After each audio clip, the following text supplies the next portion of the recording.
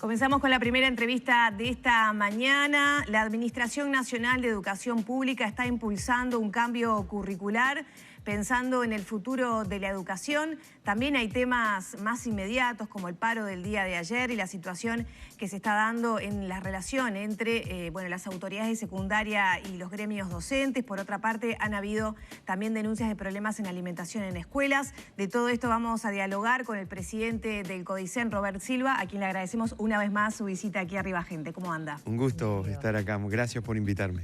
Si le parece, comenzamos por los temas más urgentes, ¿no? Ayer hubo un paro en secundaria dispuesto por FENAPES. Usted, por otra parte, convocó a las familias a que los estudiantes concurrieran a los centros educativos. ¿Cómo fue la asistencia en el día de ayer? ¿Cómo transcurrió el día? En general fue un día con la afectación propia de un paro, pero fue un día en donde en muchísimos departamentos y en muchísimos liceos la asistencia de los estudiantes fue prácticamente normal y el transcurso de las clases, del desarrollo de los cursos, fue también normal. Hubo situaciones diferentes entre Montevideo y Canelones, lo que pasa siempre. Pero creo que un número importante de estudiantes no perdieron un día de clase, que como siempre decimos, un día menos de clases es un día menos de oportunidades. ¿Hubo un cambio, es decir, fueron más estudiantes que en otras oportunidades de paro? A ver, hoy no lo podría evaluar porque no sería responsable ni serio porque no tengo los datos. Secundaria está haciendo el relevamiento. Lo que nosotros sí creemos que es bien importante es que la familia sepa que un día de paro es un día donde algunos profesores se adhieren a esa forma de poner en evidencia sus puntos de vista y la mayoría no lo hace así. Hay departamentos donde la asistencia de docentes es del 90%. Entonces, por eso es, bueno, si hay paro, se cierran los liceos, no hay clase. No, no es así. Si hay paro, algunos profesores no concurren, los liceos están abiertos y las clases con los que van es importante. Por eso estimulamos a las familias y a los estudiantes a concurrir. Usted fue bastante crítico con el tema de la medida de paro por la pérdida de horas de clase, pero ¿qué pasa con el reclamo, que sigue siendo el mismo, que tiene que ver con los recortes, que tiene que ver con la elección de horas, entre otras temáticas? ¿Cómo está avanzando? ¿Hay negociación, hay diálogo? ¿Cómo se está desarrollando? A ver, el tema de los recortes es una posición que tiene el sindicato y es un discurso que han mantenido desde hace un tiempo. Yo les quiero decir que no hay recortes. Se habla de 56 millones de dólares menos. Yo lo que les quiero decir es que la Administración de la Educación, tanto en la instancia presupuestal como en la instancia de rendición de cuentas última, recibió recursos adicionales.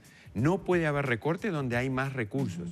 Sí hay una situación vinculada a los salarios, que pasa con todo el funcionariado público en general, que es la actualización en función del aumento que debió ser atendiendo la inflación y el que ha sido en función de las posibilidades del país. ¿Va a haber menos grupos el año pasado? ¿El año que viene, perdón? Yo quiero decir que no hay recorte. Nosotros tenemos una responsabilidad muy importante, que es administrar los recursos que la gente nos da. La educación pública la paga la gente con sus impuestos. Y nosotros lo que hacemos es tratar de administrarlo de la mejor manera posible, en particular en la creación de grupos. Ni un solo niño, ni un solo estudiante va a quedar fuera. En 2022 en secundaria, ¿va a haber más o menos grupos que va a haber en los 2021? grupos que se necesiten en función de las proyecciones, de los requerimientos y de las necesidades que cada comunidad educativa. Nosotros en esto hemos sido claros. Le hemos encargado esta tarea, secundaria lo ha hecho porque es un tema que está en la dirección de secundaria, a los inspectores. Los inspectores, junto con los equipos directivos, es gente de carrera, no es gente que está porque esta administración las puso. Vienen desde hace mucho tiempo. Entonces se está proyectando los grupos en función de esas realidades.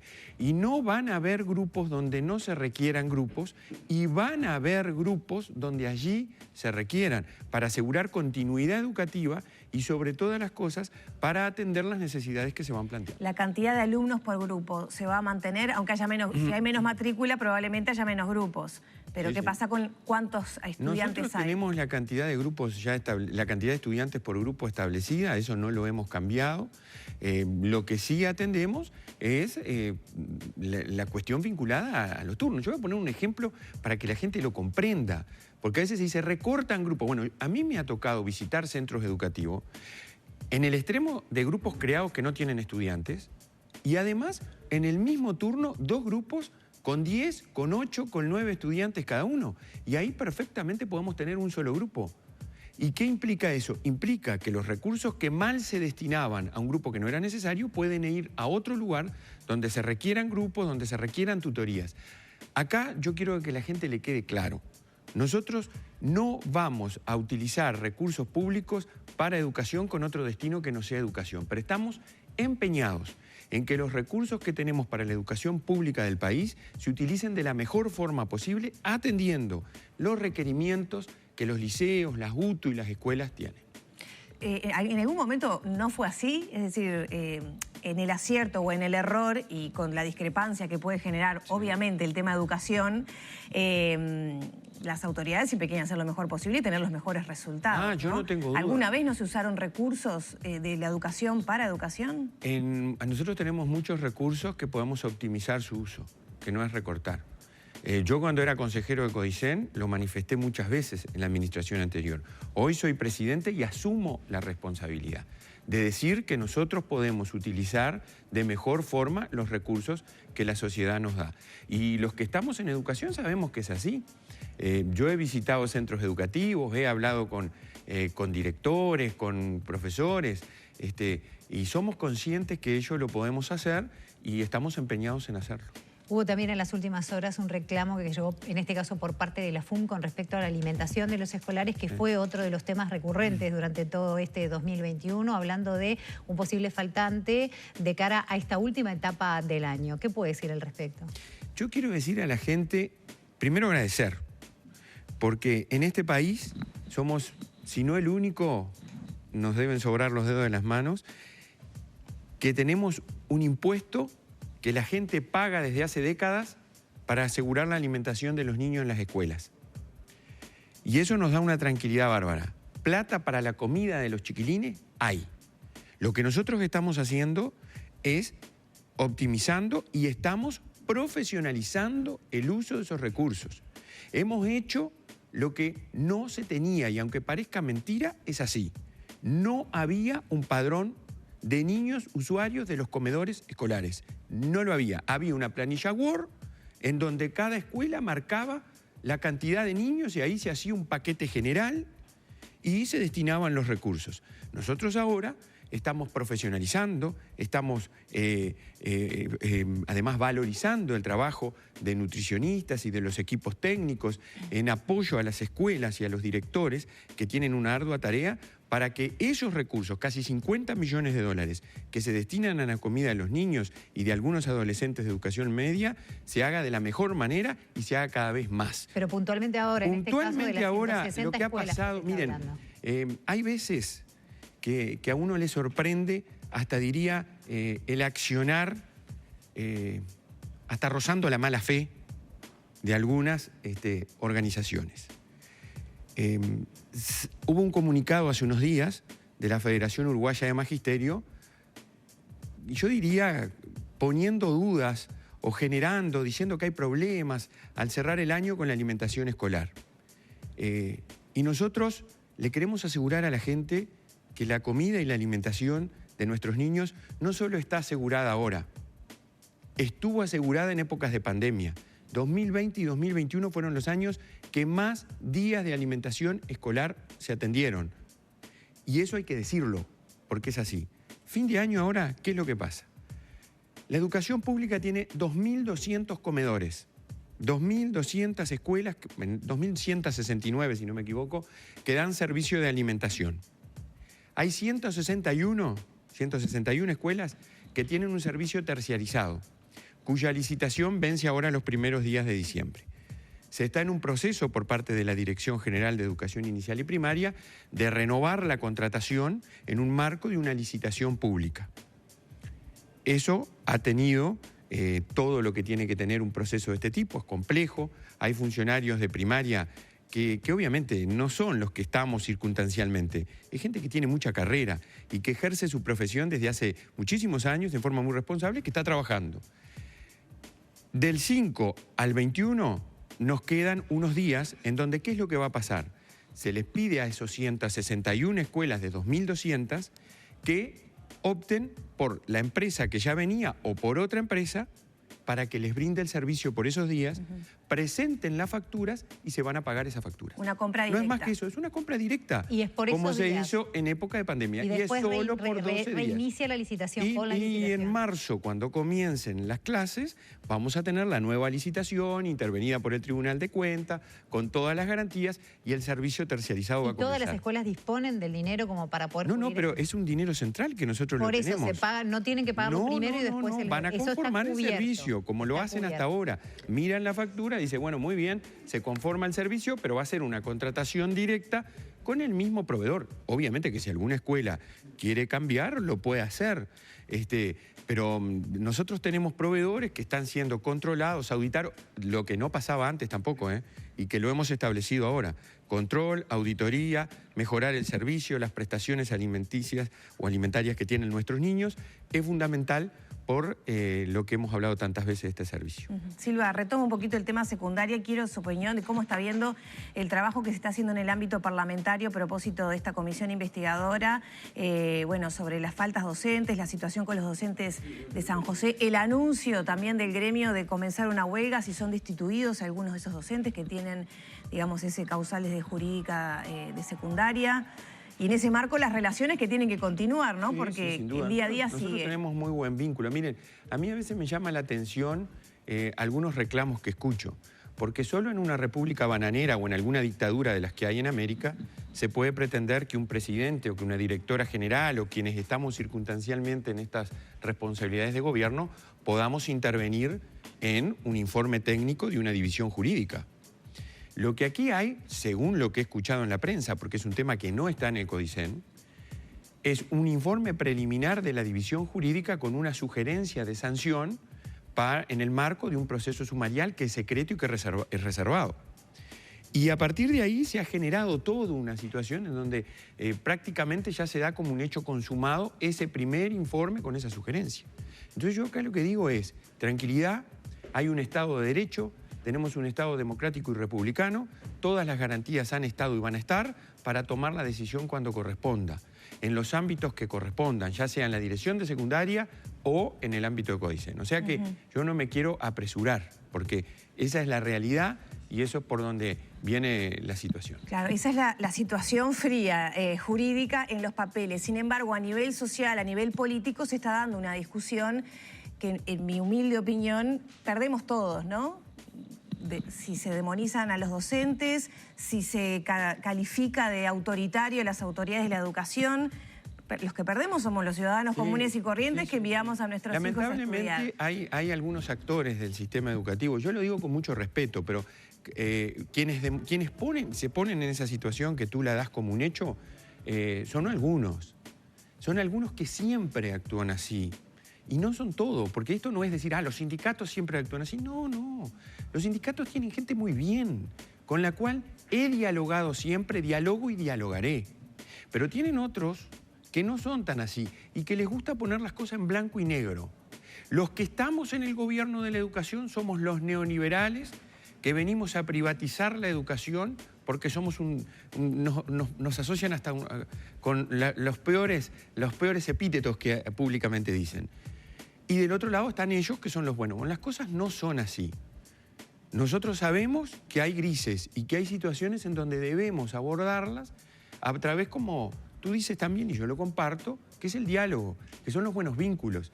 Sabedores, como yo siempre lo digo, que los que estamos acá, que los que estamos en el Codicen hoy por hoy en la ANEP, en los cargos de gobierno, tenemos responsabilidades de gobierno y tenemos que tomar decisiones de una vez y por todas, porque el país hace décadas que las requiere, y nos hacemos cargo.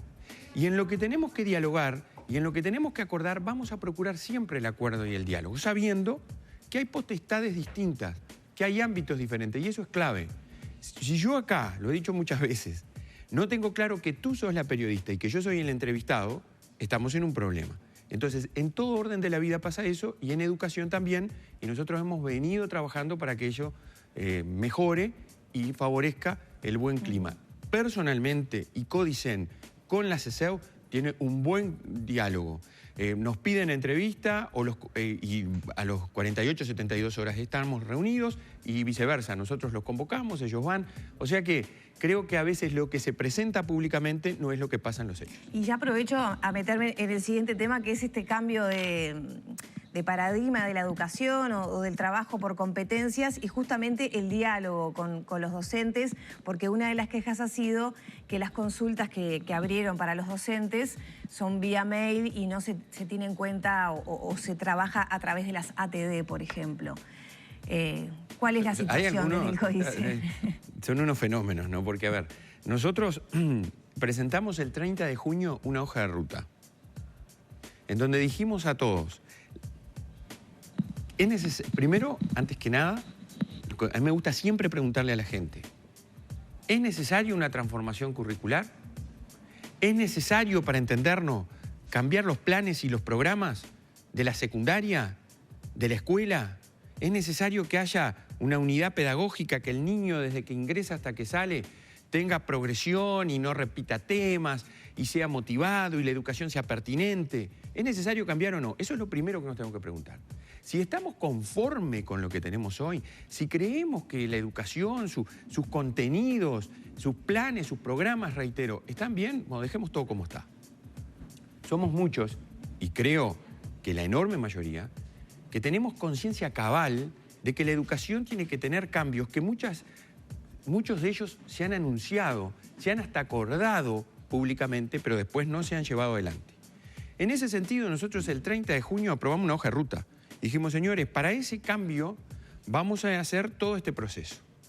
Pero enseguida salieron algunos a decir. Entonces, convocamos a un grupo de expertos, uruguayos, de los cuales nos sentimos orgullosos, que triunfan en el mundo y que muchas veces acá no los escuchamos, a escucharlos. Hicimos una mesa redonda, estuvimos hablando con ellos. No puede ser. Dejan afuera a los docentes y convocan a dialogar a los que están fuera de la educación. No, no, señores, miren, esta es la primera etapa. Vamos a seguir avanzando. Muy bien. Ahora convocamos a una consulta pública nacional abierta a todos los docentes. No puede ser. Consultan a los docentes a través de una consulta pública y no convocan a las ATD. Señores, miren la hoja de ruta, ya están convocadas las ATD. ¿A alguien se le ocurre que las asambleas técnico-docentes van a quedar afuera? No, pero tenemos una vocación de consulta tan grande que vamos mucho más allá de las ATD.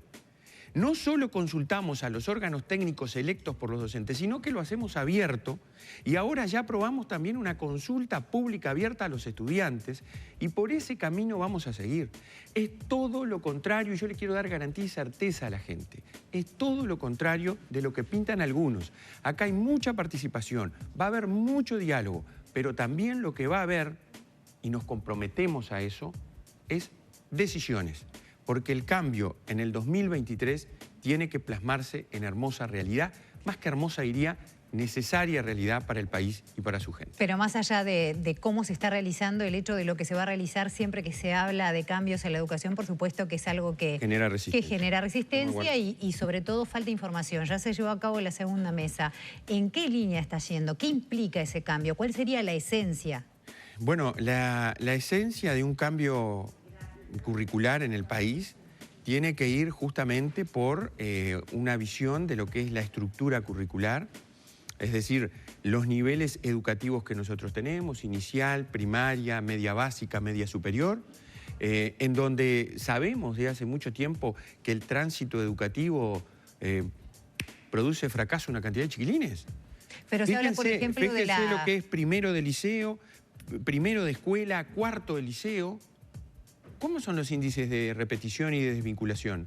Trepan, porque hay un cambio de ciclo, porque las concepciones son distintas, porque las evaluaciones, porque las prácticas docentes y de aprendizaje en particular son diferentes. Entonces, a eso hay que hablar. Entonces, lo que hay que hacer es decir, bueno, miren, hay mucho de esto escrito, ¿qué piensan ustedes? Segundo, los contenidos. Tercero, las competencias que tienen que tener los estudiantes. Las competencias. Se habla de enfatizar, pero para la gente que nos está mirando, ¿qué quiere decir eso? ¿Qué cambia?